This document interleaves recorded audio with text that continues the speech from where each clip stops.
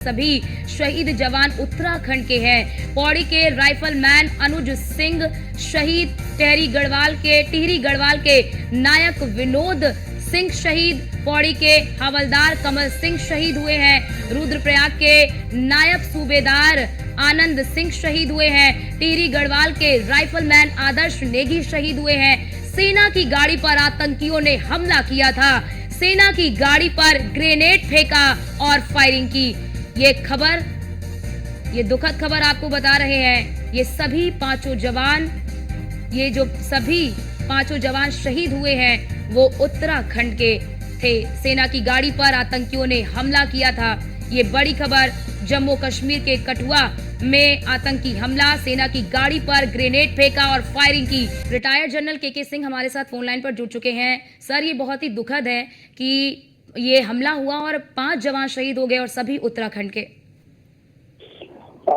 जय हिंद। देखिए, सबसे पहले जो ये ऑपरेशन एरिया डोमिनेशन के अंदर में नॉर्थ के अंदर कठुआ से तकरीबन 150 किलोमीटर नॉर्थ पे है और जोधा से नीचे का इलाका है, वहां पर जो एम्बुश हुआ है और जिसमें एक लोकल गाइड भी शामिल है और 3 आतंकवादी हैं।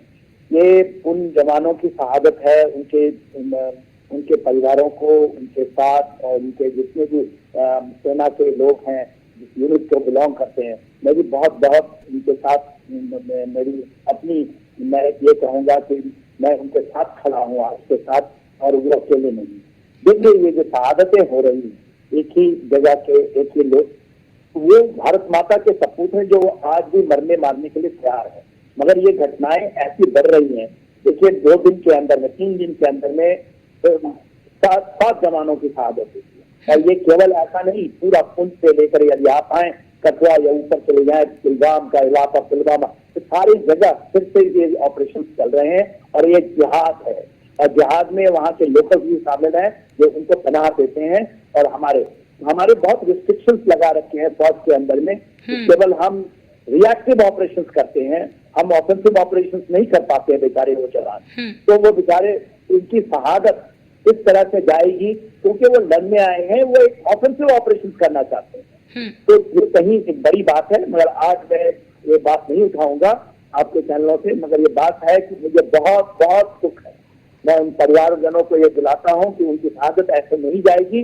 मेरी आवाज और आपकी आवाज और दुनिया की आवाज और उनके लोगों के परिवार की आवाज सुने और इसकी जहाँ से ये चीज चल रही है उसके ऊपर ऑपरेशन करने की जरूरत है। बिल्कुल के साहब, क्योंकि इस शहादत को हम सभी नमन कर रहे हैं, लेकिन आपने जिक्र किया कि लगातार ये घटनाएं बढ़ रही हैं, लगातार आतंकी हमला हो रहा है। क्या चुनौतियां आ रही हैं हमारे सेनाओं के साथ? हमारे सेनाओं के साथ ये है कि उनके हाथ पैर सब बांध दिए गए, अदरवाइज शहादत देने के अलावा उनके पास कुछ नहीं है। देखिए, चीजें होती हैं कि ऑपरेशन चलते हैं प्रोएक्टिव, कि हम पहले आप पर कोई हमला करे, इसके पहले आप हमला करें उसके ऊपर। हमें हमारी सिखाई यही है। हम डिफेंसिव ऑपरेशन नहीं करते हैं। डिफेंसिव ऑपरेशन केवल लिया जाता है जिससे हमारा ऑफेंसिव कंटेंट हो। हम अक्रॉस जा नहीं सकते। हम एलओसी के ऊपर में अभी सीज फायर है, फायर नहीं कर सकते। केवल हम अपने ही इलाकों में इन लोगों को जो आते हैं, और उसमें वहां के लोग भी शामिल हैं, तो OGW बहुत है, उस पर कोई कार्रवाई नहीं है। लोग उनको बचाने के लिए खड़े हो जाते, तो सेना के ऊपर एक्शन होता है। आपको याद होगा, पुंछ के अंदर में सेना ने ऐसे ही ऑपरेशन कराए थे OGW के अंदर, लोग खड़े हो गए, वो बेचारे वही। तो सेना के हाथ, और खास करके हमारे जो जमीन पे कार्रवाई करने वाले young officers, young JCOs, NCOs हैं, उनके तो बेचारों के हाथ ही बंद किए गए कैप्टन की तरह कि केवल ये कार्रवाई होगी और हम आंकड़ों के नंबर खेलते रहेंगे और शहादत देते रहेंगे। मैं शहादत की जब इन वीर सपूतों की इस तरह से उन्होंने सिखलाई नहीं है, उन्होंने ऑपरेशन करने के लिए लिया है। उनकी एक आदत है कि जमीन पर जा करके उन चीजों को नष्ट करना जहाँ से चीजें शुरू होती है, ये नहीं कि दूसरे ही उनको नष्ट करते। इसके पहले के पास वो सिटिंग डक हो चुके हैं, केवल एम्बुश हो रहे हैं वो बेचारे। तो ये हमें कहीं सोचनी पड़ेगी। ये बहुत बड़ी हमारी ठीक है सर, बहुत शुक्रिया आपका हमारे साथ जुड़ने के लिए।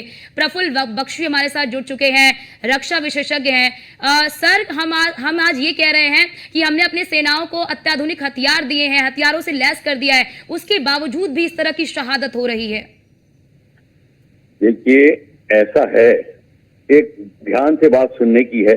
आप चाहे कितने हाथ में अस्त्र शस्त्र दे दीजिए, वो अस्त्र और शस्त्र के अभाव से नहीं मर रहे। अगर वो जो वीर गति को प्राप्त हो रहे हैं, वो इसलिए कि दुश्मन उनके ऊपर उनको जिसको कहते हैं चकमा देके वो ऐसी जगह पर बैठा हुआ है जो उनको पता नहीं है। यानी ये इंटेलिजेंस फेलियर है। इंटेलिजेंस फेलियर, जब इंटेलिजेंस के सामने आप, उसके बाद न्यूक्लियर वेपन भी होगा, इंटेलिजेंस फेलियर फिर आपको आप पे हावी हो जाएगा। इसलिए इंटेलिजेंस फेलियर है क्योंकि आपकी इतनी सारी फौजें वहां पे हैं, अलग अलग टाइप की, डिफरेंट कमांडर्स के अंदर कमांड एंड कंट्रोल एक नहीं है, कोऑर्डिनेशन नहीं है। ये प्रॉब्लम आ रही है। चाहे यहाँ पे अमेरिका की या रशिया की, दुनिया की सब ताकतें भी आ जाएं, अगर इंटेलिजेंस नहीं है सब धाराशायी हो जाएंगे। ये प्रॉब्लम आ रही है और इंटेलिजेंस इसलिए नहीं फेल हो रही है। हम एक कमांड एंड कंट्रोल नहीं कर रहे, ये बोलने में हमें शर्म आती है क्योंकि ये एक डिसीजन है जो आर्मी नहीं ले सकती। ये बहुत सेंसिटिव एरिया है, जम्मू कश्मीर पूरा का पूरा, जहां पर निरंतर बैक टू बैक एक के बाद एक अटैक हो रहे हैं और हम प्रेटेंड करते हैं कि कुछ नहीं हो रहा।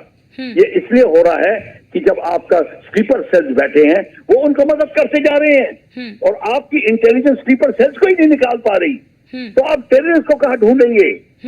ये प्रॉब्लम है और इसलिए ये इसका का सारा दारोमदार एक कमांडर के अंडर हो, सारे के सारे एक साथ एक कोऑर्डिनेटेड मेथड में काम करें, फिर बात बनेगी। और आपको पहले जैसे आ रहे हैं पीओके के अंदर से उस जगह को ऑक्यूपाई करना पड़ेगा, वो नहीं कर रहे।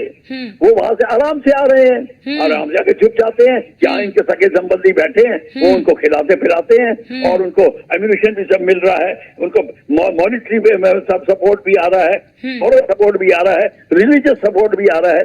सपोर्ट नहीं है, सारा का सारा है, ये गेम ही सारा रिलीजन का है।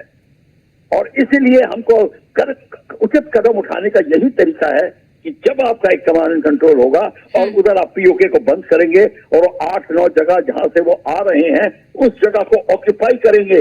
आपके पास attack helicopters, medium artillery, heavy artillery, multi barrel rocket launchers, UAV, क्या नहीं है, सब कुछ है। आपको विल चाहिए सिर्फ, और फिर आप देखिए ये हो सकता है। नहीं तो माफ करना, आप रोज हमको बुलाएंगे और रोज हम यही सुनाएंगे आपको। बख्शी साहब, जिस तरह से आपने ये उल्लेख किया कि इतनी सारी हमारे यहाँ कमियां हैं, चाहे फिर इंटेलिजेंस फेल्योर का, अगर इस पर समय रहते ध्यान नहीं दिया गया, इन्हें समय रहते दुरुस्त नहीं किया गया, तो कहीं ना कहीं इसी तरह से आए दिन हमारे जवानों की शहादत होती रहेगी। देखिए, जवान जो है वो तो मातृभूमि पे न्यौछावर रहने के लिए आगे बढ़ रहा है। हमारी क्या ड्यूटी बनती है कि उसको ऐसे आग में झोंकते रहे? हमारी ड्यूटी नहीं बनती कि हम उसको सही फाइटिंग कंडीशन दें। वो यही है कि जब तक आप देखिए, ये जो जंगल में आ जाता है, जब छुप जाता है, उसको सीक्रेट सप्लाई भी मिल रही है, उसको सारा एरिया भी पता है। अगर वो उसको शहर में जाना पड़ता है, वहां उसको सपोर्ट है, कहाँ नहीं है जी। और लोकल पुलिस को पता होता है। जी बख्शी साहब, ये सोचिए कि किसी को पता नहीं होता। बिल्कुल बख्शी साहब, सोचने विचारने की बहुत जरूरत है क्योंकि हमारे जवान शहीद हो रहे हैं। बहुत शुक्रिया बख्शी साहब आपका हमारे साथ जुड़ने के लिए।